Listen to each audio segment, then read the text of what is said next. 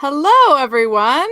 Welcome to Hobby Hangout, another week where we come together, hang out, and paint miniatures. Because my name is Leona, I'm one of the video editors here, and we have our hosts, Dave Taylor and Gretchen Settle from Painting Happy Little Minis. Hi, guys. How's it going? Good. How you doing? Yeah. Doing well. I'm enjoying the sun. No rain today yet. It was raining earlier today. Yes, it rained earlier. But not right now. Okay.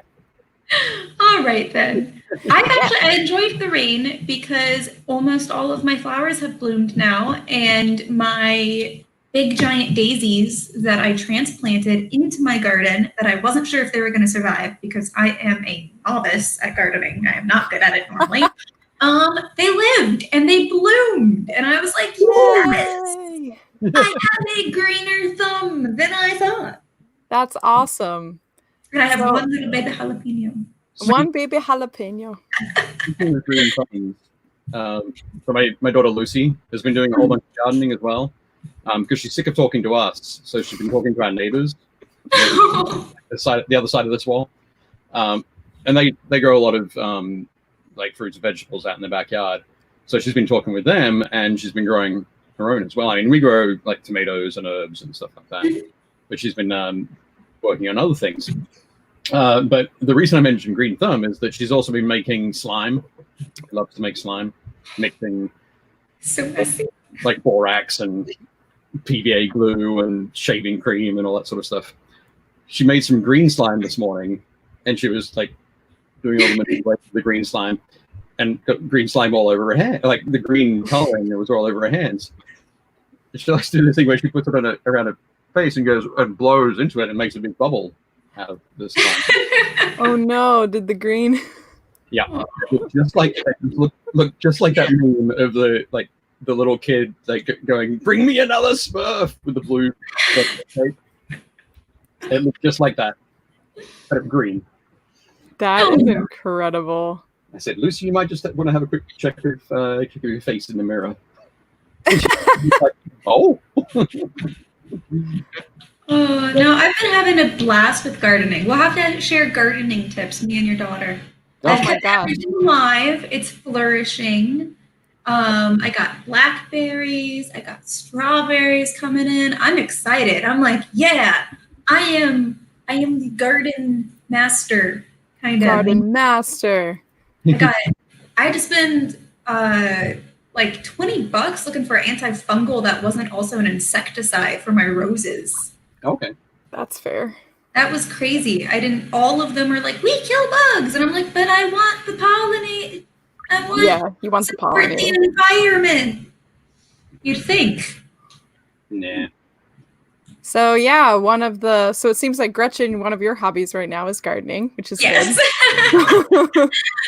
And here we also come together and we talk about gardening, other things, miniature painting, another hobby, which is great. So real quick, I just want to say hi to people in the chat who have joined us today. We actually have Chris, who said, I can watch and read today. Can't paint along. Hope you have a good show, everyone.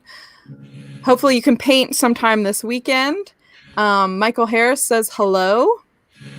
Hello. David Moffat says, hello, folks. Having a listen while at work today. Well, hopefully we can make this very interesting with our gardening tips. I've been gardening a lot too, so I would also like to get on that gardening share. I would have paid attention when my daughter was talking. Yeah, now you have to go back, ask your daughter gardening questions. Roger Moore said hi to everyone.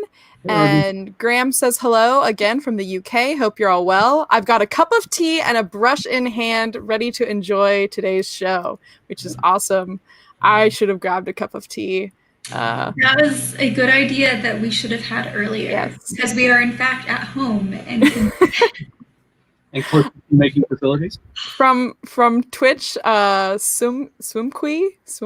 How do I say that? Sumkey? Who is putting down some amazing, puns last week. Thank you for those. I enjoyed those 100%. Carl is here. Oh, of course, I knew someone was going to. If it wasn't Kat, Roger says Dave's hair. Let's zoom up on that, everyone. Look, he got a haircut, guys. I got a haircut. It's not wobbling around. Yay. Yay. Incredible. And then also Thomas says, hello all. Excellent. Thank God. Very cool. So, guys who are watching with us today, let us know what you guys are painting. For some of you who are painting live with us, let us know what you're painting in the chat. And tell us all about the fun plans that you have for this weekend as well. Hopefully it will be sunny. And if you're into gardening, let us know. We have some avid gardeners and also mini painters. I am learning, and so it's taken over my life. I think my boyfriend's like slightly done with me whenever it comes to gardening. But I'm like, look at this plant! I kept it alive. That's incredible. That's exciting. Oh, also Carl says, give me the Jimmy Neutron haircut. That's so great. It's like my standard haircut. Standard. That's awesome. Yes, my my regular barbershop opened last week. They're doing it's two customers in the building at a time. They're like 20 feet away from the other customer. Everybody keeps their masks on and all that sort of fun stuff. We had you have to book by appointment, which is very unusual for them. They've never done that before. So, but yeah, they said that everything's been going really well. The lady who owns the store, she was cutting my hair, and she said that she was just really excited to be like back doing work. Yeah. So, that's fair. Yeah, definitely cool. So, Dave, what are you painting for today? Okay. Dun-dun. So earlier in the year, I was planning for to put together a game of sort of a rough system name would be Inquisitor 28 for Adepticon, and I had all of these buildings laser cut by my friend Alex, and so there's that one. You can still see me over. We have this kind of thing. Oh, wow. So there are 4 different sizes of buildings, and they're all kind of like mausoleums because the game is going to take place, or it takes place on a, what do you call it, a cemetery world. So it's the entire planet that's a cemetery. You can do these things in Warhammer 40,000 where the scope is just bananas. Gotcha. So, yeah, you made all these, like, laser cut them all for me. I assembled them before Adepticon and started priming them and all that sort of thing. And then Adepticon was cancelled, and it kind of took the wind out of my sails. So I put them aside. When I say I put them aside, I put them all into a big, well, 3 big tubs of storage tubs, and they've been sitting in the dining room since. And then I remembered I'm supposed to write an article for a magazine that is due at the end of the month. It's kind of have a bunch of photos on the table. So somebody have to finish them. So that's what I've been working on. They are pretty cool, pretty straightforward. I don't know if we can quite see that on there. Oh wow, that's awesome. So the yeah, there are a lot of little plaques, like little memorial plaques on there. So I've got a little system that I'm using now to get those all painted. And I'll tell you a little secret. Don't tell anybody else. So actually, I'll show you on this one. You might have seen it here. So I'm starting off painting those plaques with tinny tin. Okay. Surprise, surprise. But I'm not actually painting all 4 sides right now, because in the photos you'll only ever see them from this angle. Oh. Or from this angle. So I'm saving myself like 25% of the time. It would take them all, which means I should get them all done by next week, so I can take the photos and all good. Nice. Using your brain, Dave. Work smarter, not harder. Are you saying I'm lazy? Because No. that's true. I am. I'm super lazy. I'm saying you're being wise with your time. I am. Put a thumbs up if you think Dave is being wise, not lazy. Put a thumbs down if you think he's being lazy now. No, don't. There's no option for lazy. Only thumbs up. No, thumbs down as well. I think it's a little bit of both. I just want to go over these comments and then we'll get to what you're painting, Gretchen. Our dear friend from Twitch is painting some 1,000 Suns now and planning to brew some beer this weekend. Oh, cool. For real? That's awesome. Yeah. Hopefully it's not, like moonshine made. Strength. Moonshine is different from beer. Well, that's true. I was just thinking hopefully it's not made like moonshine. Anyway, whatever. Roger Moore moved on to the D&D Legend of Drizzt minis from Valhalla and started one of the models from you guests last week. John Carter RPG. Oh, the Modifius minis. That's awesome. And Chris said about your terrain, Dave. He said that looks like an upside down window box. Put some daisies in there. Well, you want to know something that's really cool, which you got this. Oh, put that down a little bit too hard. So you can have them separate like that. Nope. There we go. Let's just go with that. So they've got decorations on the top, details on the top, so you can have them sitting together like that. You can have them sitting separately, side by side, and when you're ready to pack up and put it all into a container. Oh, they're like Russian nesting dolls. That's awesome. Yeah, and then the big one, that one goes inside there. And I have these little tiny sort of shrines, which also fit inside. That is magical. That makes my brain happy. Yep, it is pretty amazing. Also, Dave, they say Dave is looking stacked. Why, thank you. And also, Graham said, I'm painting a 28mm hero for Dungeon Saga tonight. Oh, cool. Which is very cool. We have our friend Howdy from Europe. Zibarum?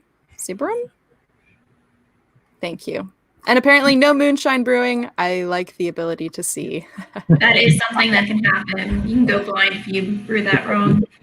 That is fair. I watched a whole documentary about it. Can talk about that too long. All right, Gretchen, what are you painting?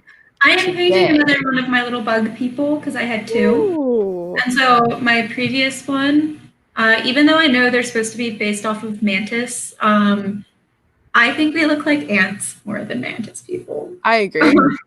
So he has the color scheme of like a red ant. Oh, very cool. Like a fire ant? Yeah, like a fire ant, which he does. I was swarmed by fire ants as a small child. I don't recommend it. Don't do that.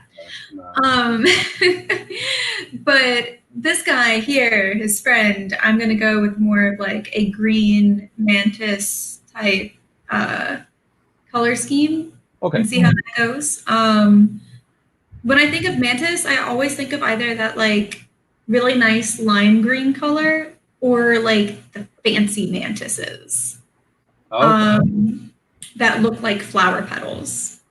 Right. Oh. Yeah, Lena was like, I got you. I know what bugs you're talking about. Yeah. I don't know how into mantises.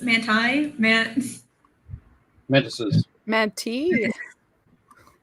I don't know the proper word, but that's what we're going for, friends. What colors are you using for today? So for today, I am currently using Plague Bearer Flesh because I think it has a nice it has that pea green look to it. Yeah. It's a desaturated green. Yeah, so for a base, I think it's going to be really good to work off of to get kind of a good range that still looks vaguely within the range of like nature, but also because it's mantis, nature gets pretty wacky. So We'll see. Yep. I don't know what I'm doing. Some dark green shadows, I mean. Yeah. Thinking. Not knowing what I'm doing worked out really well for the Galaxy Dragon, so I'm just like, it'll be fine. Yeah, is that guy done? Yeah, I posted up pictures in the group. Awesome. Making happy little minis, I post. So a couple weeks ago, we were painting dragons, which is what I'm actually still painting my red dragon now. And so everyone who is watching, you should head over to our Facebook group on Painting Happy Little Minis if you want to see the Galaxy Dragon that Gretchen finished, which was very cool. I do recommend. It is on Facebook, it's on Instagram, and it is on the Twitters.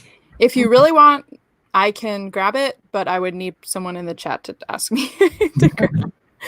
I would need at least 3 or 4 people to if you're that curious. Yeah. If you're curious, tell me, and then I'll grab it. But if not, use your brain and go over to Facebook. But yeah, I primarily work with watercolors in a 2D setting, so I used a lot of the techniques from that and tried it out on the dragon to create a galaxy effect, and it worked out pretty well. I think it looks pretty good. I think I overworked it a little bit in the end because I was experimenting and I was like, this looks great, I'll keep doing it. Right. And I don't know when to put a paintbrush down.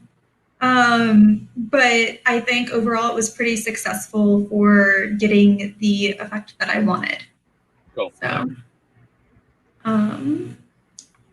So yeah. That is awesome. Thomas says, starting the long painting war of Adeptus Sororitas, all built and primed, not to paint the white robes, red bolsters. Now to paint the white robes and red bolsters. Yeah. Mm-hmm. Sorry, I put an S in there.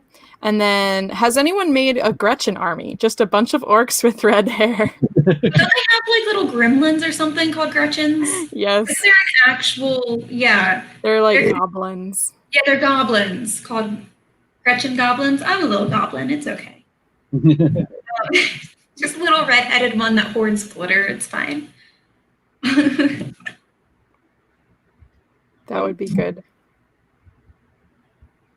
If someone makes a mini goblin, orc, whatever of me with red hair, then I just want to be privy to the game that it's played in. That's it. I just want to know how that goes. Yeah. A little namesake. That'll be good. They're like, it's named after me. Must know. Must know. I've seen people be like, oh, I'll make this like fancy swords person have red hair and they'll make jokes about me. But I think the goblin is more accurate. Y'all only see me on here, but I'm like, I did my makeup. I'm painting. I do fun things. You don't see me at home, and I'm like, I'm a goblin. Yeah. I'm a goblin. I'm a goblin. Here I am. The garden goblin. Little glitter goblin. The glitter goblin. Oh my goodness. Oh, like there's just random bits of glitter throughout my house for various reasons. Glitter and dog hair. Nice. Nice.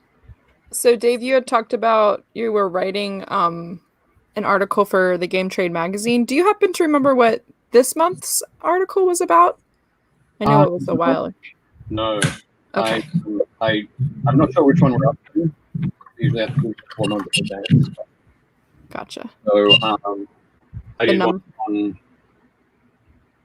on batch painting. Actually, I tell a lie, I just remembered. In the June issue, that seems like a setup, doesn't it? But it's not. I would have brought it downstairs. Let's see if we're just that good. Do we have an article that made it into the June issue? There is. Okay, sub-assemblies. Woohoo! The article in there. So, yeah, it talks about rather than fully assembling a model, painting it in separate pieces, sort of depending on what the arrangement kind of is. So this one was a chariot, and it's painted. There's the beast, the chariot, and the base. There's the chariot itself, and then the two passengers on the chariot, well, the driver and the passenger, painted separately, and then assembled, glued together. So, yep, so that's that one. And then the next one, I think, is I did for the July issue is painting skin, flesh quickly. So there's a couple of different ways to do it. There's like the using contrast paint, and there's also layering, the layering approach as well. So I think I have some of those guys. Carl says sub-assembly. I don't do naval minis. Oh, good one, Carl. Sorry, that was actually much funnier than my reaction suggested. Some key. You have to come back with a different. I need another pun. More puns, please. More puns, please. Oh, puns. Funny. Yeah. So is that one? I was trying to find the link because actually Game Trade Magazine is available online for this month, and I was trying to find the link for people so that they could see your. Be able to pop that in the chat. That'd be awesome. Yeah, that's what I was going to get.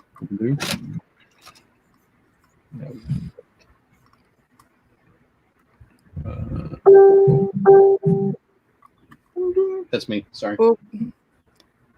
Dave's getting messages, which is always good. So I thought I'd show people what I was doing here at the moment. I'm not sure if I'll pick it up, but so all of the little memorial plaques I painted with tinny tin. So it's a like dark sort of bronzish kind of color. And then on the pieces on this side, no, other side, this side, I've started to put a wash over them of P3 paint coal black mixed with a little bit of the Vallejo paint called United States Marine Corps Tank Crew Green. That sounds very official. It's a fantastic name to try and print onto a label on a bottle of paint.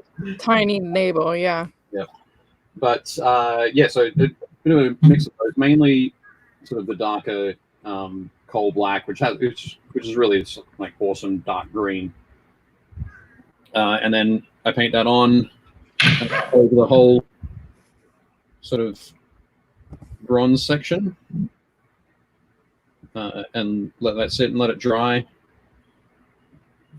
Do that over all of it, and once I've finished with that, I come back with just the tank crew green and paint little paint it in around some of the edges. Let me find a good example of it. There we go. So just paint it on like in patches. And so it's like an area of deeper oxidation. So it starts to look like that copper or bronze sort of result. And then around sometimes on little areas that'll be raised, which get sort of things scuffing against them or people reaching out to touch them or that kind of thing. They hit it with a little bit of brassy brass. That's awesome. Put that on the side, and it's just a really super quick way to get it looking like a whole bunch of like bronze block. Graham says, I got myself some tinny tin.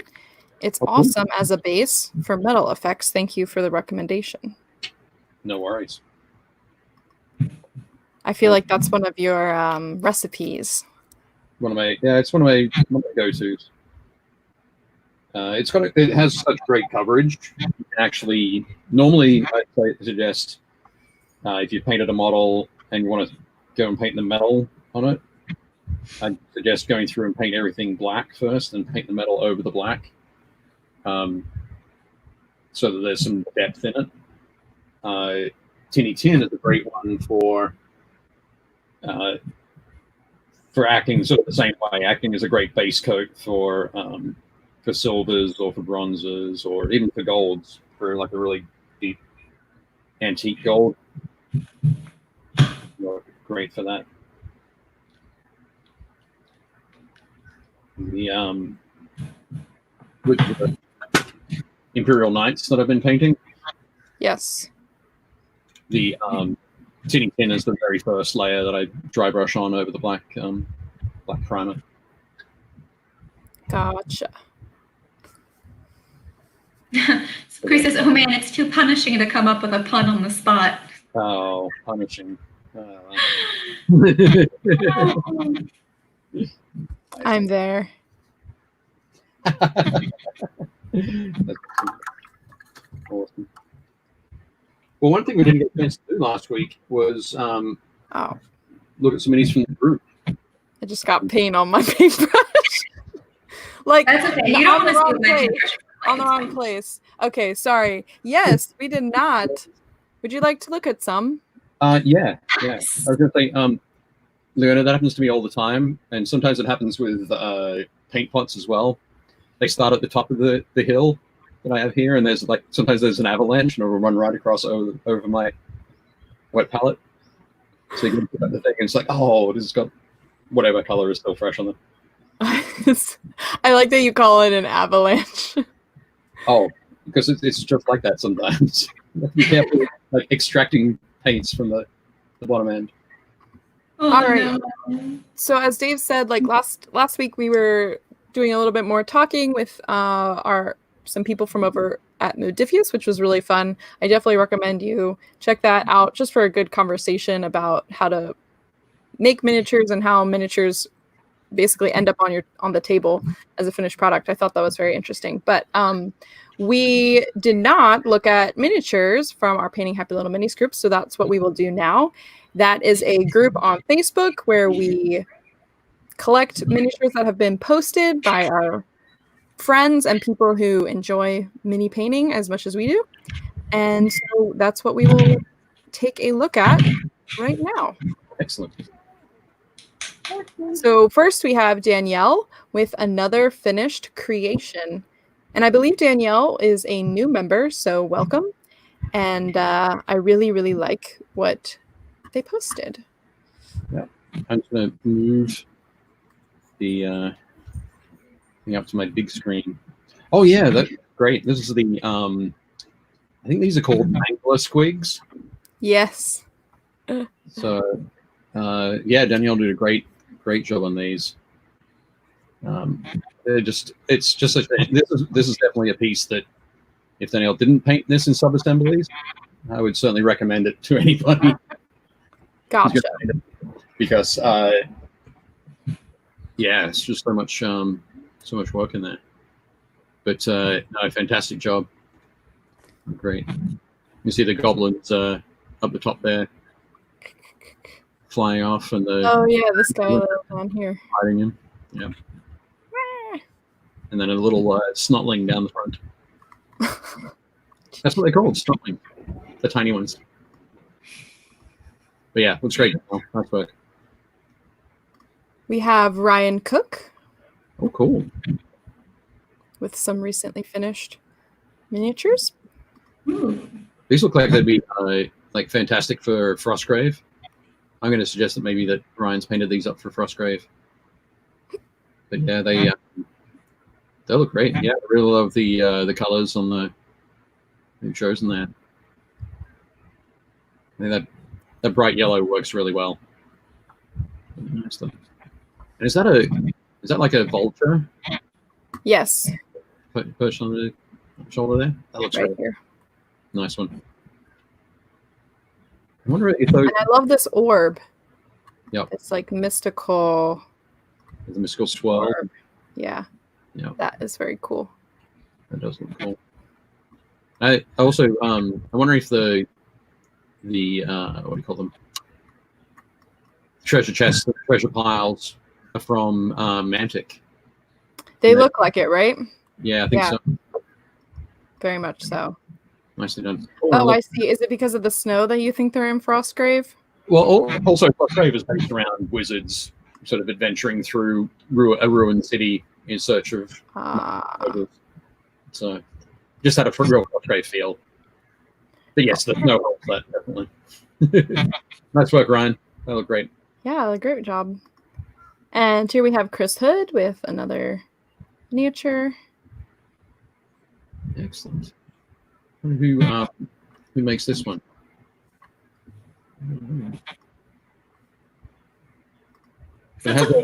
Such a clean job with the armor. Yeah, yeah. I think it kind of has a sort of a grim dark feel, like 40K, but at the same time, there's a little bit more sort of hard sci-fi kind of edge to it. But yeah, looking very cool.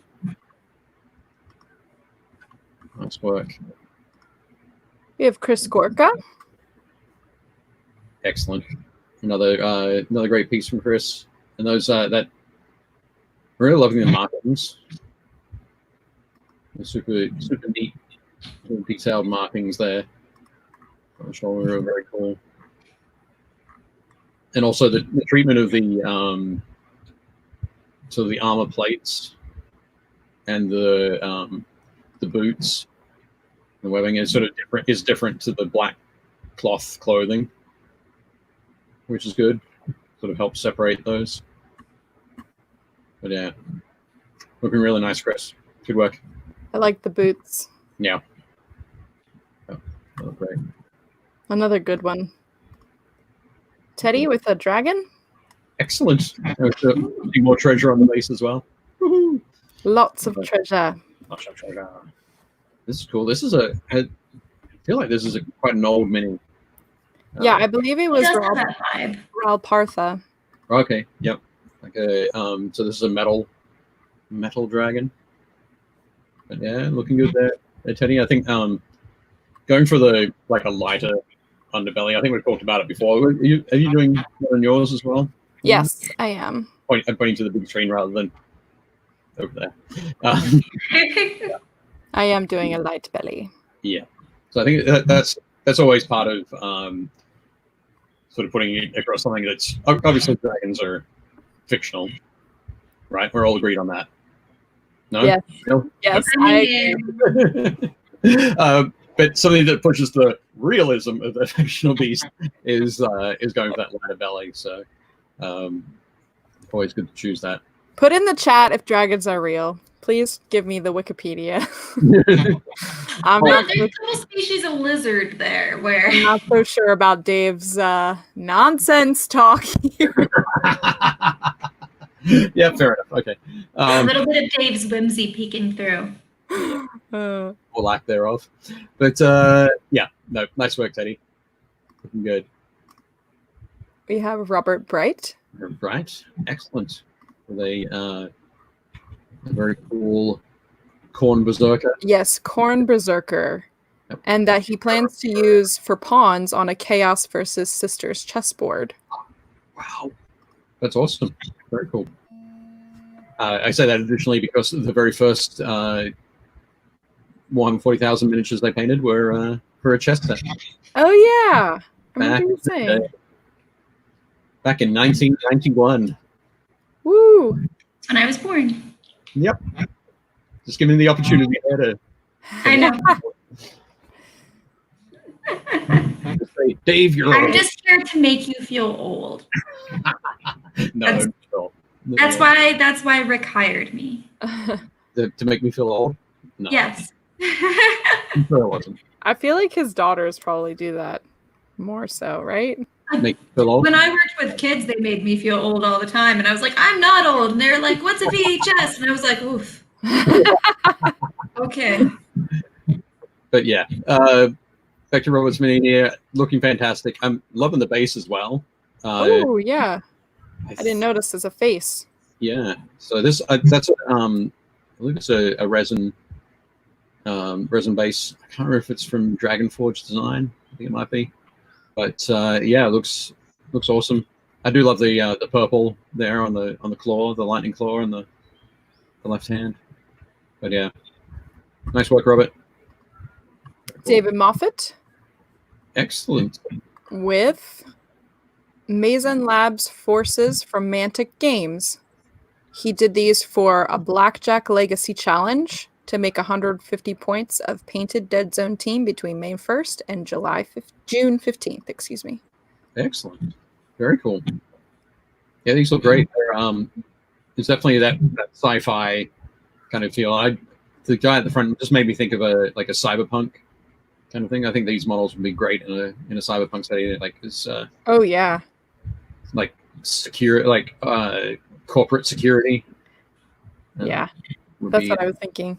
I love the bright blue of the hats. Yeah. Yep. It's fun. It makes them very recognizable from the table. Yeah, for sure. I think it'll look good. And I like that the orange isn't like a bright day glow orange, but it's more like a deeper red. But yeah, it looks great, David. Very nice. Graham with this is for Mantic's All Out Walking Dead All Out War. Yes. Or possibly from Here's Negan. Yes. So I'm going to guess that this is Negan. I think it might be. It is. It is. It is Negan. Excellent. But yeah, looking very cool. I like the highlighting on the jeans. It's looking really good. Oh yeah, look at that. Yeah. Nice work. And across the yeah. Well, I was going to say, not going to lie, sometimes that highlighting, I miss it because it's so seamless. I think I think the flash or something is giving that. But all right, nope, someone did actually paint that. Yep, and that someone was Graham. Good job.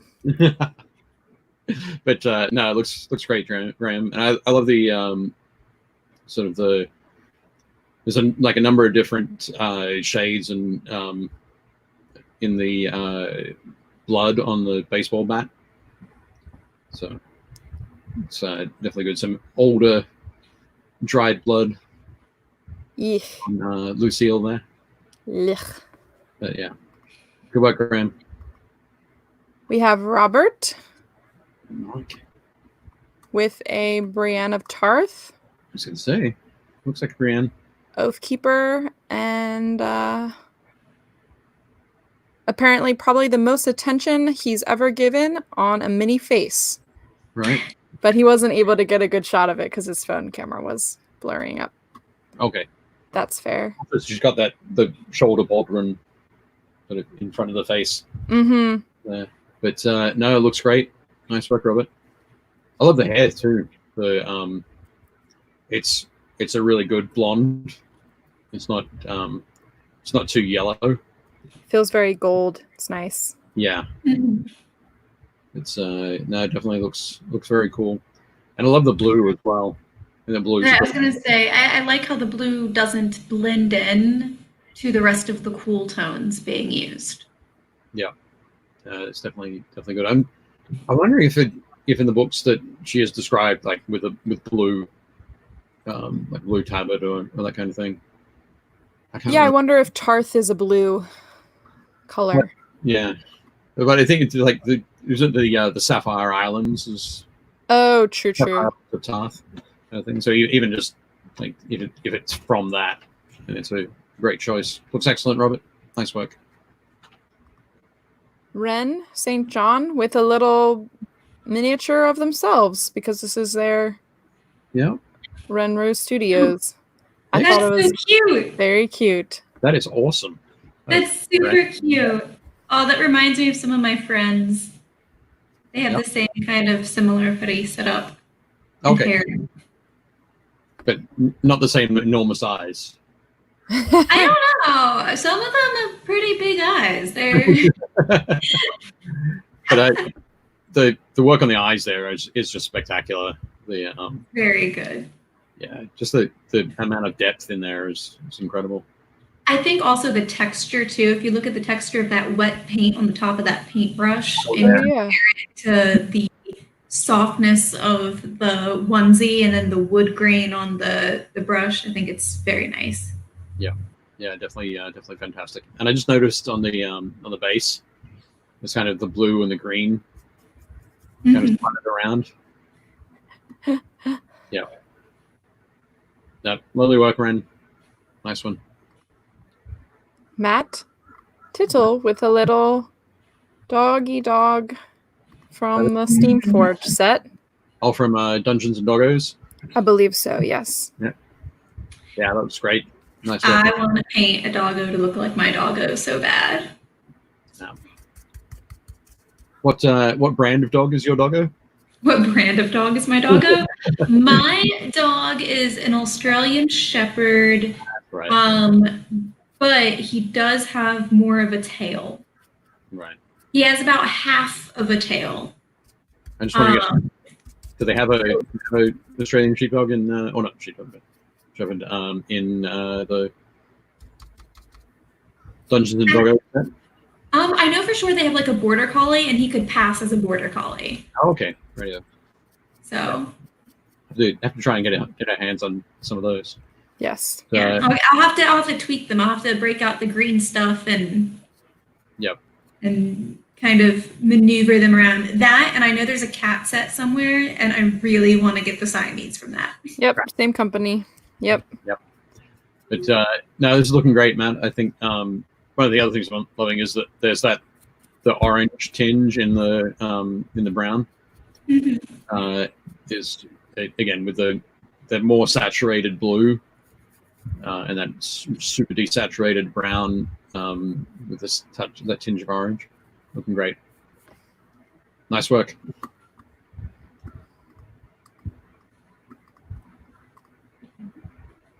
Wes. Oh wow. With is it? Let me see. Is this This is a white 3D printed miniature. Okay. About 15 inches in length. It started with a Cooper base coat, and then I made pastel blue, a white concoction for the base coat of the ice sections, and then he added pure white to certain areas. He added bronze for the details, and then he put gunmetal gray over the copper body. Okay. Excellent. And he did reference a model that is a Star Trek Discovery's first big bad guy ship. Okay, right, yeah. Because I was going to say, it has a real, it does have a Star Trek feel to it. Yes. So, but I was never going to be able to pick which bad guys it was. But no, that's amazing. That looks crazy. You say 15 inches or 15 centimeters? Sorry, I meant 5. 5. Okay. It's long. That's very different. I'm sorry, guys. But yeah. Now that looks really cool, Wes. Nice work. Yeah, I really like the work that he did on that. And yeah, I think that as I mentioned before, with the knights and that kind of thing, using that, having that like a brownish sort of base, like using the coppery kind of paint that we used first, or the tinny tin, which is what I used for mine, just gives that that extra depth to the metallics. But yeah, looking very cool. Nice one. John with a finished, I forget what they're called. They're from D&D though. That is something that looks like it's going to go splat. A grell, a Reaper grell. Grell?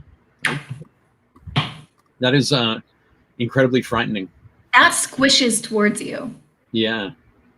I just imagine it moving just like a squid. Very strong onomatopoeia vibes when DMs and it makes its way towards you. Yeah. Splish, splash, sploosh. Did either of you ever read The Time Machine by H.G. Wells? No. I will admit I've only watched the movies. Then never mind. No, I've read it. Why?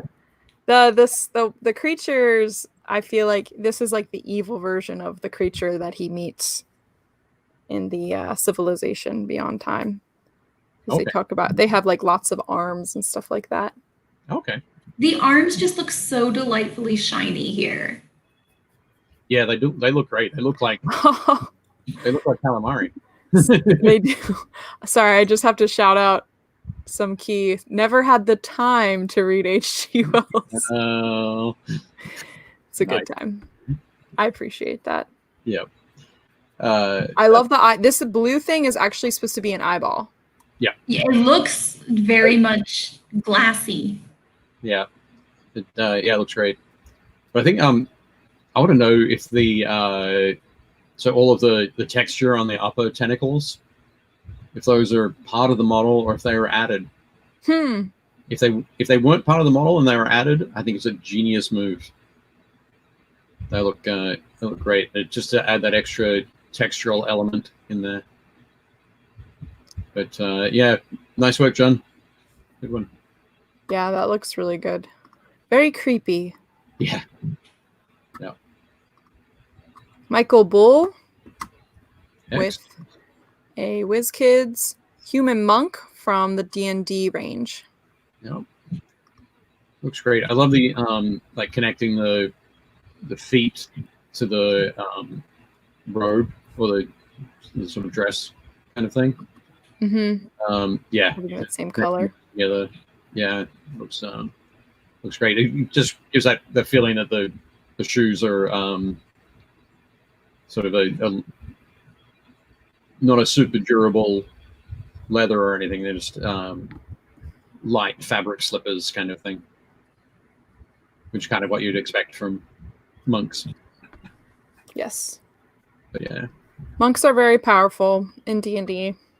Yeah. Not gonna lie. So they just kind of float along. Is it crisscross and yeah, at a certain point you basically can like fly. If you go the right way. Yeah. Also, hello to James. Hey James. Thank you for joining.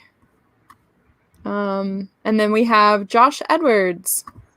Oh, awesome. Yep, painting up some Blight Lords or Blight Kings or something like that from Warhammer Age of Sigmar. Yes. Blight Kings. Blight Kings. Yep, these are looking cool. One thing I really love about sort of dark and tarnished metals, or doing those, is that you've got a lot of end up with a lot of. You take a shiny surface, a metallic surface, and dull it down so it has like a matte finish. You can still see the metallic flakes in there. Yeah. But, it ends up with much more of a matte finish, and then just picking out certain areas, like in certain like highlights with a shinier silver, which gives you can give that metallic sheen back to it, but it's only on a little area, so it looks like it's sort of been dinged or knocked or rubbed off or that kind of thing, or sort of polished in that one area. So like there's one in the back row with the antlers there. That one. So it almost looks like when they reach up and grab the helmet sort of by the forehead to pull it off. So when they take that off, so that's where their hand is always sort of rubbing. It has that sort of feel to it. Yeah. But yeah, I really like it. It's very cool.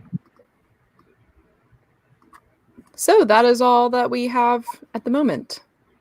Cool. Let's take a break. You can look at some more a little later if you'd like. Excellent. Yeah, that'd be cool. Some that we could have seen last week. So right. Nice. No, it's definitely cool to get a chance to see those and have some fun.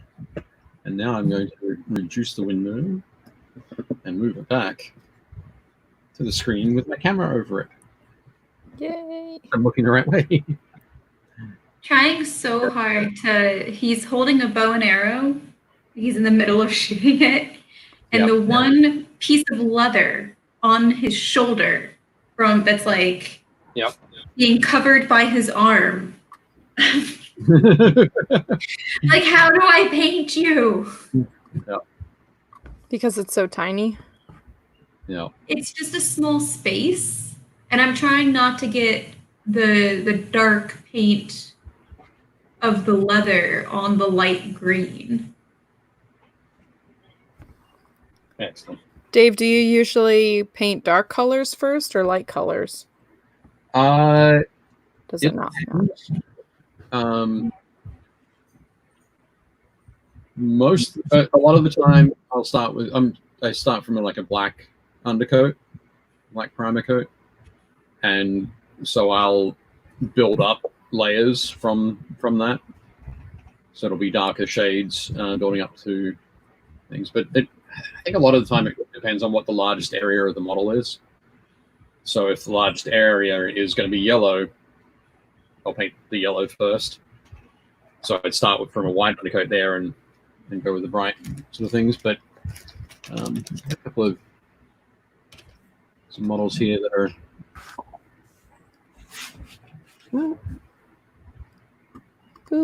your old Terminators. And so this guy's got a lot of yellow. So they actually started off from a white undercoat so I can get that nice bright yellow on there, and then worked around with the black to clean everything up and move on to the other colors in it. So really all depends. Sorry. People in the chat, tell me, what do you do first? Light or dark colors? What have you found to be the most helpful? See, I agree with Dave that it depends. Gotcha. With this guy, I think it made more sense for the light because they were the base was contrast colors. Yeah. So working light to dark works better for the contrast paints because they're less opaque. But going back in for the leather with the other paints that are more opaque, like when I go to highlight them, it'll be dark to light. Yeah. Yes. Roger Moore says, not that I am onto something, but I have used contrast paint as a base, then highlighted it. Yep. I have done the reverse with skeletons with an off-white base and used Skeleton Horde. Hardly had to do much. Yeah. Yeah. No, it's definitely using really some of the darker contrast paints, like Wildwood and that kind of thing. Highlighting them back up is definitely a good thing to do. You can mess around with. But yeah, if you're working with something like where you can highlight up the base first and then put the contrast paint over it, it can make things really easy, quick, I guess. Gotcha. Yeah. Oh, it must have been Josh Edwards. He said, thanks for checking out my Blight Kings. Right. You are very welcome. No worries, Josh. Oh, cool. And then Graham says, I was dead against contrast paints when they first came out, but now I wouldn't leave home without it. Yeah. As you said, Dave, they're a tool. They're a tool. So they're not the solution, but they can definitely be used. Yep. They're not the end-all solution, I should say. Yep. Having contrast, I don't think, makes you a better painter, but it does make things quicker if you know how to use them. Yeah. Yeah. I think it definitely all depends on how you use them. Yeah. I think one of the things that I enjoyed most about them is the confidence that they've given some people. So people who haven't done a lot of painting previously and they try these out and they can get good results sort of fairly quickly. And that's been an incredible confidence boost for them. So that's one of my favorites about it. They can go, they want to learn, they want to learn other techniques and try other things to continue their painting journey. That makes a lot of sense. That they can be a good tool for confidence building. Because as you said, sometimes it's nice just to get finished the miniature. Yeah, definitely. And what I sometimes find is that when I'm doing a project and I might have a whole army of models or a warband or two or whatever it happens to be, there'll always be one or two models that I don't finish, and they just end up sitting on somewhere on my desk. Which is why I like to work through things generally as quick as I can, so that I'm not left with one or two at the end. I can get them all done. And if I take too much time, whether it's a interest towards the end, but yeah. That makes sense to me. Sometimes oh, hello, 𝙂𝙖𝙢𝙞𝙣𝙜. Thank you for joining. Hello. I do that with books and TV series, excuse me. Yeah. I will not finish the last episode or the last 2 episodes. You want to know the worst? Because I love the story and I don't want it to end. I don't think that's the reason why you don't paint the last 2 armies, Dave. Possible. No. Okay, but you want to know my biggest no-no with that, Leona? What? Because I'm with you. Okay, I'm about to rock probably some of the people with this, but I have not finished Lord of the Rings books. How did I know you were gonna say that? I love them so much. I read them when I was 12. Binge read them. Everything. I went through The Hobbit, all the way up through all of the Lord of the Rings books. But I did not read the last chapter of Return of the King. Not because I didn't want it to end, but because my book was stolen in middle school. Someone stole it. And I have carried a grudge deep in my heart ever since. It should be good for personal. And I refuse to buy a new set of Lord of the Rings books until I can buy fancy leather-bound ones. Okay. And because I'm stubborn and spiteful, I have not finished Lord of the Rings. That's for a second you were going to say that you didn't read the last chapter because it felt like the story had already ended several chapters early. That is also a fair critique. It's a fair critique. I have lots of opinions about Tolkien's writing, but I do love the Lord of the Rings series, and I was so completely shocked and absolutely shook when someone told me that I missed the final battle at the Shire because it is in the final chapter. Yep. And so now I just have this knowledge. And I was like, how many years later is someone spoiling something for me? That's pretty funny. You're like, I know this story. And they don't put it in the movie, so even if you had seen the movie, you would not know. I watched the movies and I was like, yeah. And someone was like, man, and I was mad that they didn't put Tom Bombadil in. I was like, man, I love Tom Bombadil. That was such a good arc in the story. And they're like, yeah, it's almost like not adding the final battle scene in the Shire. And I was like, what? That's incredible. But yeah, I technically have not finished Lord of the Rings books because someone out there, some little 6th grader thief, they stole my books. That's terrible. And I refuse to buy a cheapo paperback. I'm like, no. I'll spend the big bucks one day. 𝙂𝙖𝙢𝙞𝙣 was asking, what are we doing? That's Dave. I mean, what are we painting? Yes. I'm painting some scenery.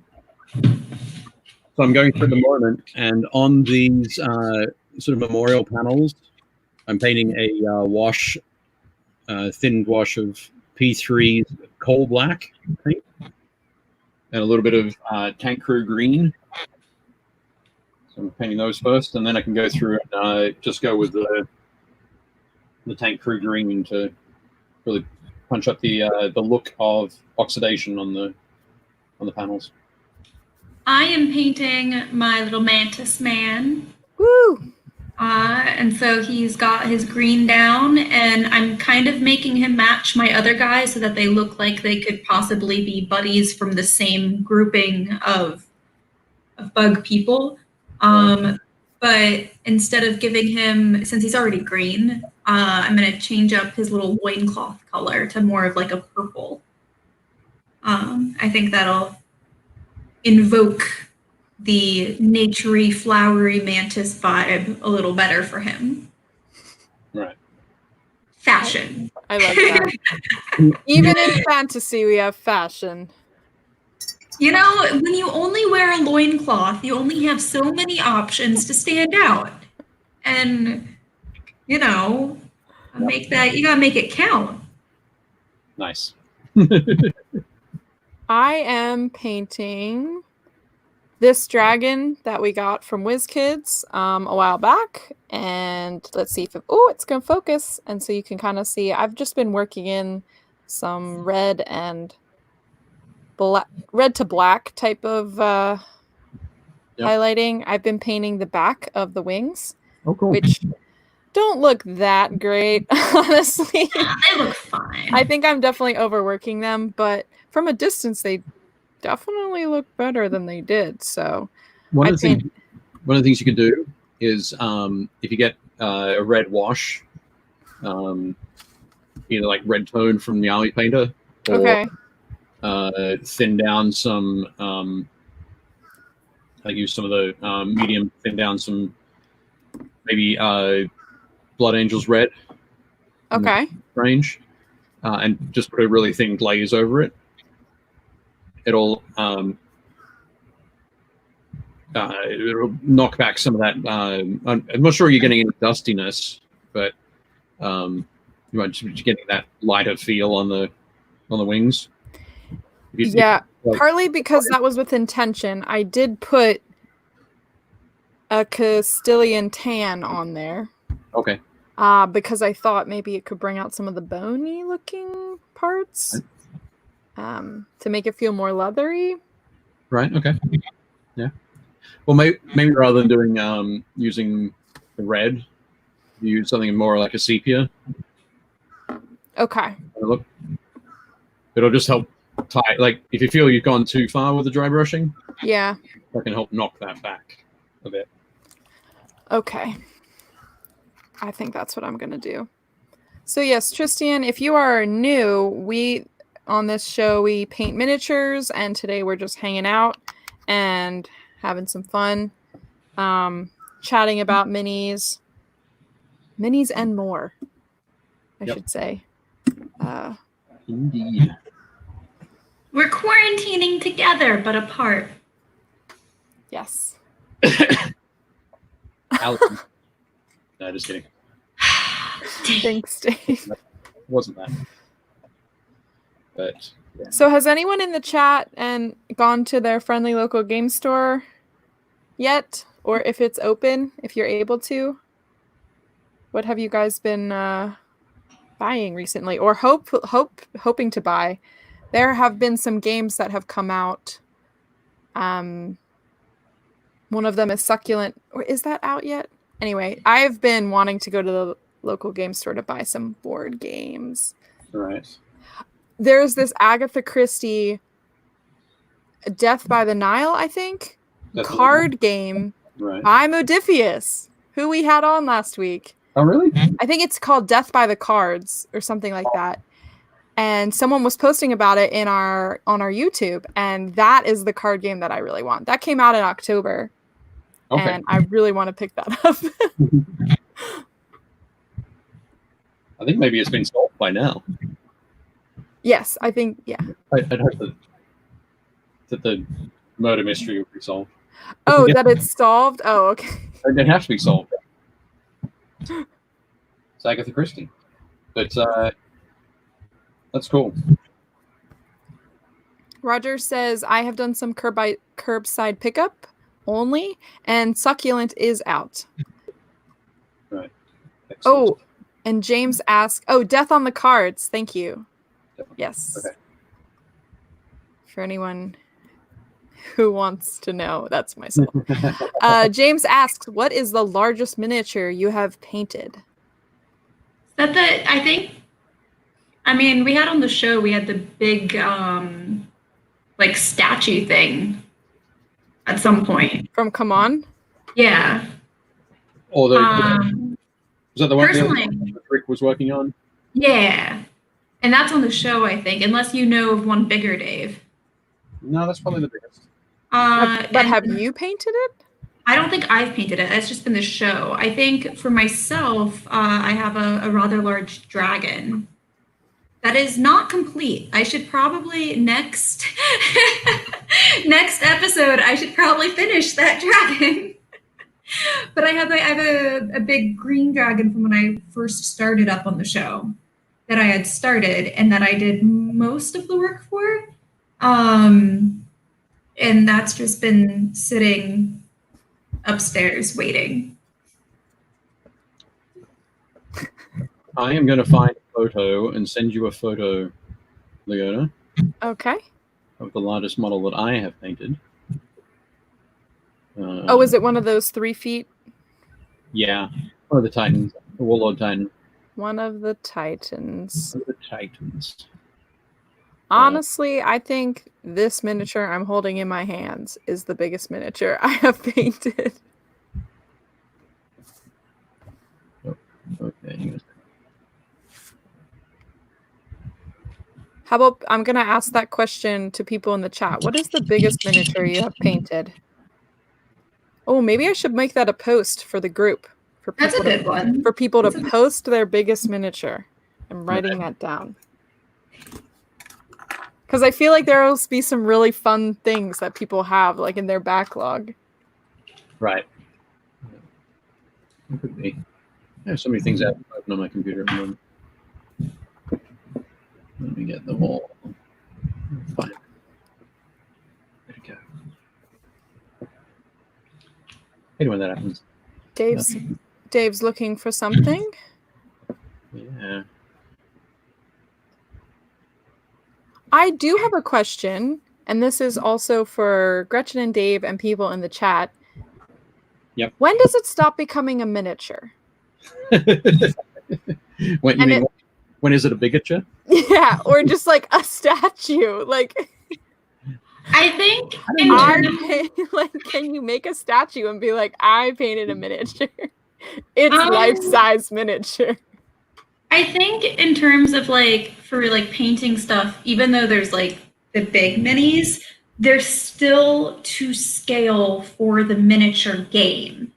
Okay. So even though they're big, they're still technically mini to scale for that game. Whereas if it's just models in general that are not minis and the game therefore isn't mini and it's just like a model or a figure, then I think you've moved on to painting statues or figures. Like I've seen a lot of people do fun work for like Funko Pops or like they'll repaint figures from their favorite comic book or anime or whatnot. And I think that's when you move on out of the scale of minis because it's no longer for a miniature game or to a scale that the chat's like. Yeah, Carl agrees with you. He says it's not a miniature if the scale is 1. If its scale is 1 to 1. Yeah. Yep. If the scale is less, if it's 1 to 2, then it's a miniature.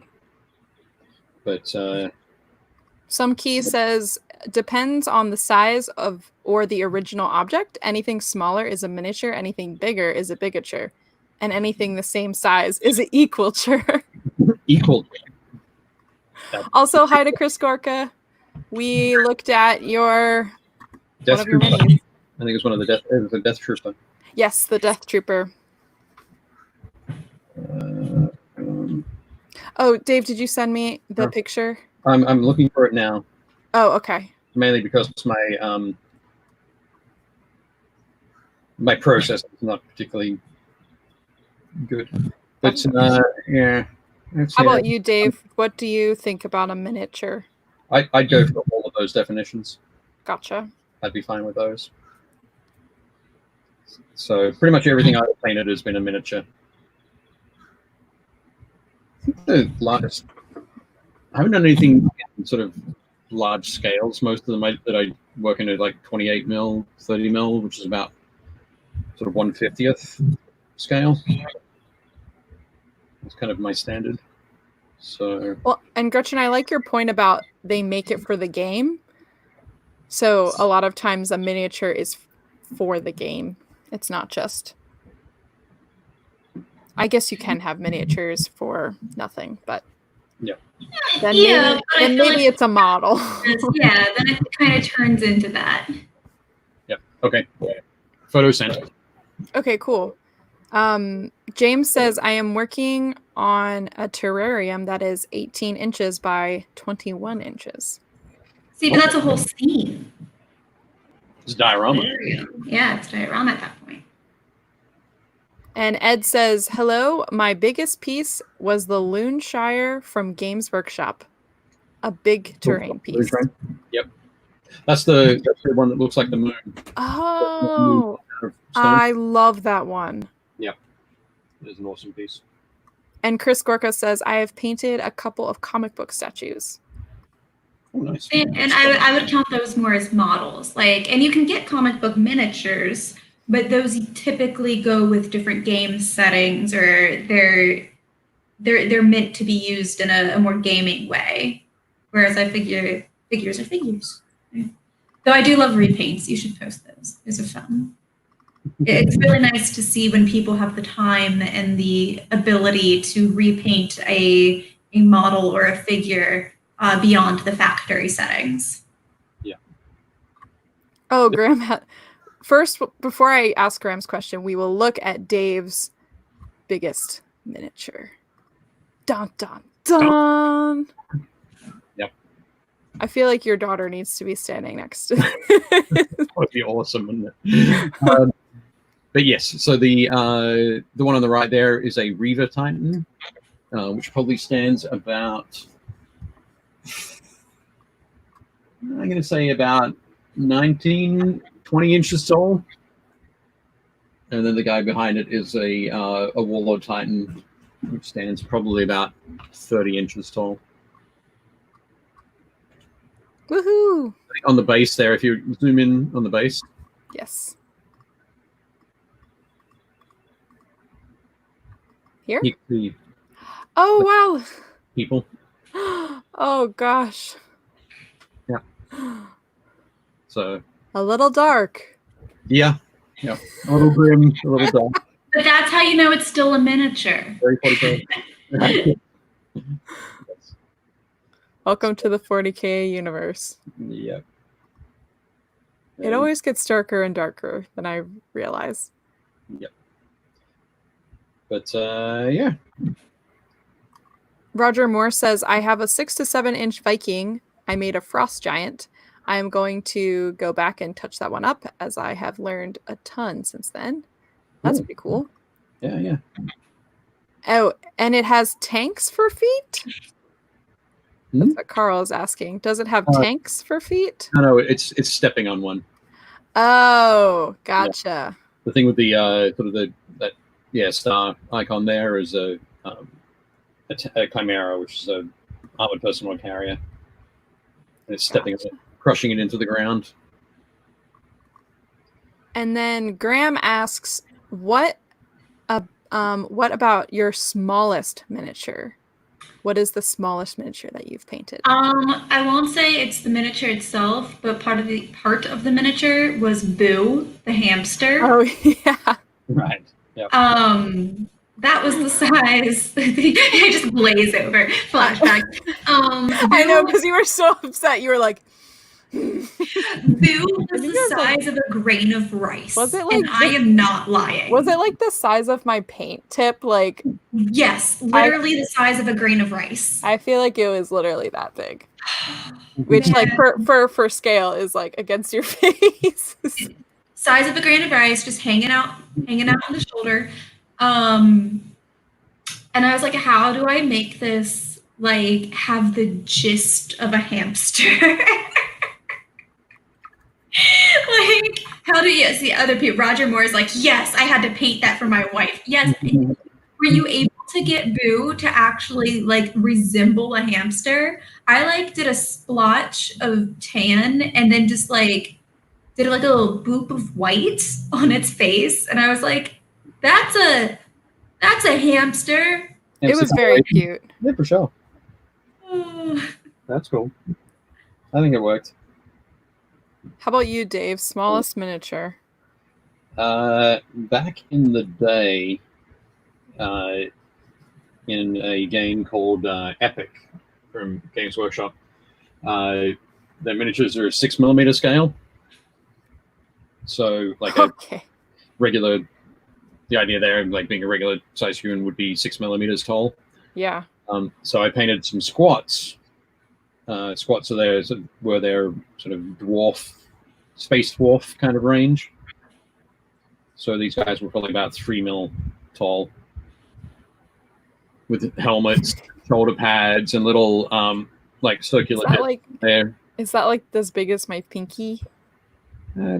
It's smaller, yeah. So they're pretty tiny, and it's 3mm is like an eighth of an inch. Okay.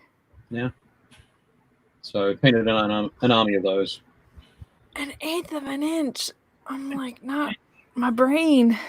I didn't paint the eyes on it. Okay. No.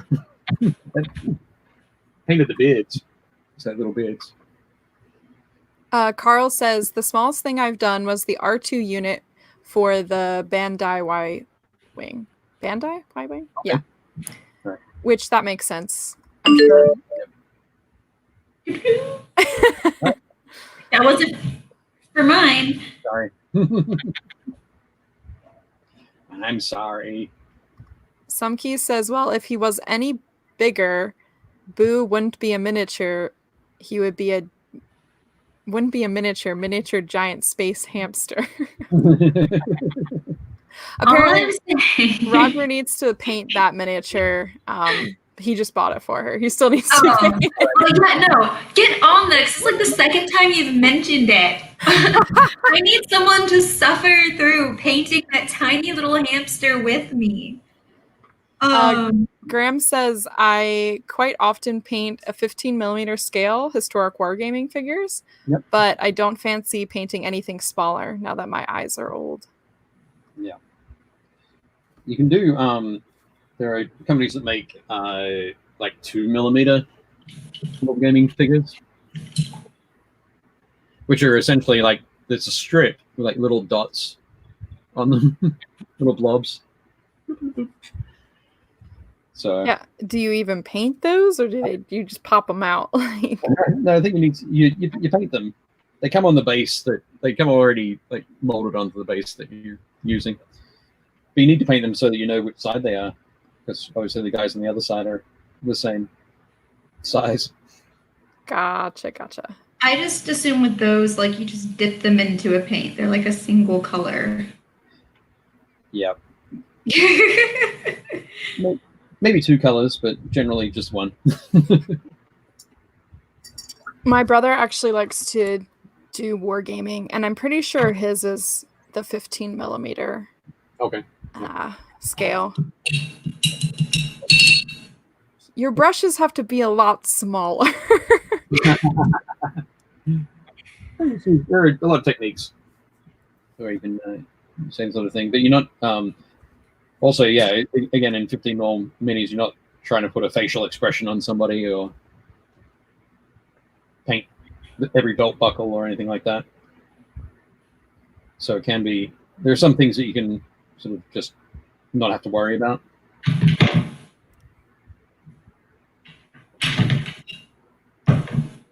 Are there people who still like try and get that detail on there, or for the most part, are they going to be doing like heroic scale? Some people like to try and get, well, some people can get detail onto like some fantastic detail on 15mm miniatures, but it's really when you're doing that, I think it's more of a hey, check out what I can do kind of thing. Okay. So it's not because even at arm's length on the tabletop, you can't see the difference. It's just when you pick it up and bring it closer. But yeah, it's a fun one. It was ages ago. When I was working for Wargames Illustrated magazine, that I actually photographed a guy had painted essentially the entire Allied side of the Battle of Waterloo. So all the British and the Germans and the Prussians and that kind of thing. He painted them all in 6mm scale. Wow. So was he accurate to the numbers? Yeah, he'd done it. He had done it as a 1-to-1. Wow. Figure ratio. So if a battalion had 128 men in it, he'd have 128 figures in that battalion, kind of thing. So.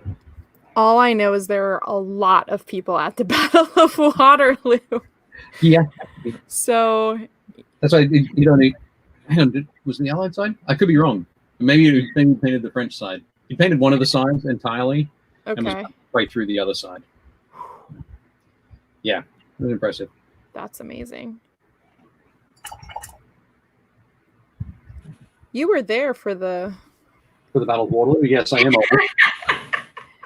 205 years ago. Today. I was just remembering. Yes, so everyone, Dave was actually there. Ask him for check out his Instagram for his pictures of the Battle of Waterloo. Battle of Waterloo. From like etchings of Waterloo. Yeah. But no, you're right. I was there. I just remember. Yeah, that story. Yeah, 5 years ago. Actually, 5 years ago today, for the reenactment of the 200th anniversary reenactment of the Battle. To the day. To the day, yeah, the 18th today. 18th of June. That's right. I'm a history nerd, and I didn't even know it. Yeah. Well, let's see. Yeah, so that was very cool. It was absolutely awesome, and I highly recommend checking it out in a few years' time when they do the 210th anniversary reenactment. I think they do it every 5 years, but but they won't be doing it this year, of course. Right. But yeah, there are people like reenactors from all over the world came to that. I know some reenactors. They're a fun group. Indeed. Yeah. Oh, cool. Look at that. It is 1:25. You mean it's 3:25? 3:25. Thank you. You're like, wow, we've gone back in time. Awesome. So yeah, we are coming up to the end of our show, everyone. Thank you guys for hanging out with us and joining us while we paint and just chat. Today was a little bit more relaxing. While we're still live, let me know if there are things that you want us to cover or topics you want to have Gretchen and Dave talk more about, because it would be nice to get some input from those of you who watch, because we know it's fun for us to hang out, but also to learn as well. And while you're here, make sure that you stop on over to our Facebook group and check out the Painting Happy Little Minis group. All you have to do is type in Painting Happy Little Minis, ask to join, we will let you join, and then you can start enjoying other people's content, and then also post your own miniatures that you've been working on. Yep. And if you post them on Wednesday, there is a high probability that you will get to see your own miniature on the show. Ooh. If you post them earlier than that, I don't usually collect them. Wait, you gotta be careful what you're saying there, because then people will only post on Wednesdays. True. On Wednesdays, we paint minis. On Wednesdays, we paint minis. But yeah, definitely do that. Definitely post your minis, regardless of the day. Yes. I've successfully speed painted my second Bugman. Excellent. Oh yeah, you want to show us? Yeah, I can show you guys. It's a simple little Bugman. Let me see if I nice. can. Other What way. are Oh, no, this way. Haha. Are they crines? Tricrines? What are they called? Yeah. Thrycreen, right? Tricrines. Yeah, thrycrines. Okay. So you can actually pick up that his top half was more green than his bottom half. Intentionally, like a nice little ombre kind of lighting thing going on there. But yeah, That's Ooh. he's cool. got all the paint down. Nice. He and his buddy are ready to go. Ready to fight. Your heroes. Wait.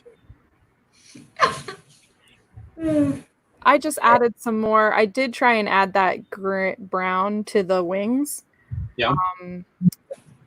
What'd you go with? I am limited to the palette. I mean the colors that I have, and it's called True Grit. Okay. And army painter one or? Yes.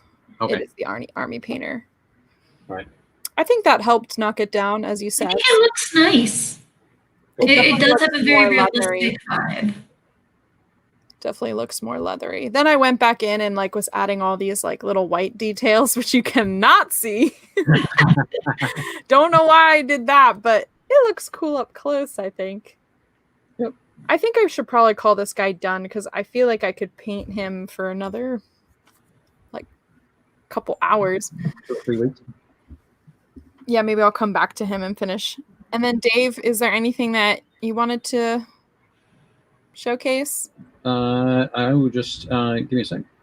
Just finishing off a little bit of detailing on the big eagles on the side of this mausoleum. There we go. Dude. Nice. So it's kind of an odd one. I think the way that like brass and copper and that sort of thing oxidize, it can be tough to work in normal ways. So normally, if you'd have rust pooling in certain areas, you wouldn't have, because the water doesn't pool on the top surface or a top edge. It's going to fall down, and that's where you'll get the rust. But with this, you get oxidization everywhere. So sometimes it's like, oh, cool, I just put it. Oh no, maybe it isn't going to be under there. It's going to be somewhere else. So it's always fun to mess around with it. And I think as long as you get a reasonable look, people will go, oh, that's copper or bronze or whatever. So that's what I'm having fun with. I have several hundred more to do.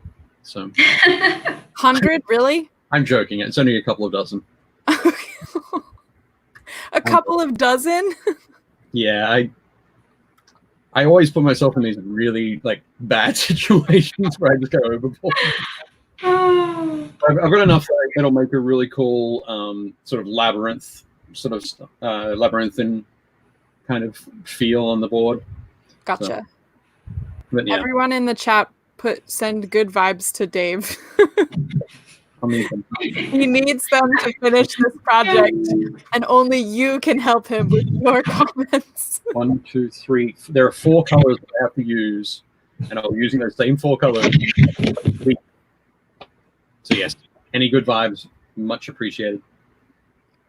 Very nice. But sometimes that's what it takes to get a project done. So that's what you got to do. If I don't have a deadline, no. It's not going to happen. It's not happening. So. I have to hardcore deadline.